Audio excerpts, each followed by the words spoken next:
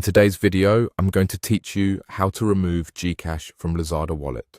Before we start, make sure your Lazada app is updated and that you're connected to a stable internet connection. This helps the menus load correctly and avoids any hiccups while you're managing your payment methods. If you've previously linked GCash to your Lazada account and want to disconnect it, this walkthrough will guide you clearly from start to finish. Begin by opening the Lazada app on your device. From the home screen, look toward the bottom or top navigation bar for the Account tab. Tap Account to enter your profile area where all your orders, settings, and financial tools are organized in one place. Inside the Account page, find the LazFin section. This is Lazada's finance hub and it centralizes wallet features and linked payment services. Tap View on LazFin to open it. If you don't immediately see it, scroll the Account page. The label may appear alongside other financial services. Once you're on the LazFin page, look for Payment option. This is where your saved methods live, including cards, wallets, and any linked e-wallets. Tap Payment option to display the list of payment methods currently associated with your account. In the list, locate the GCash entry that you previously linked.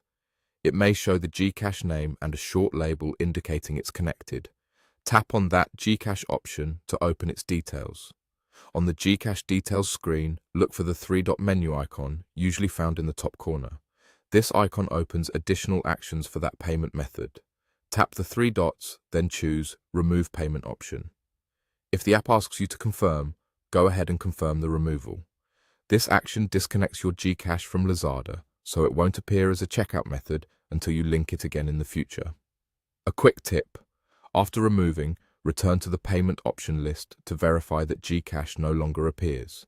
If it still shows up, refresh the page or close and reopen the app to update the view. Also, keep in mind that removing a payment option doesn't affect your order history or vouchers. It only detaches that specific payment method from your account. That's all it takes.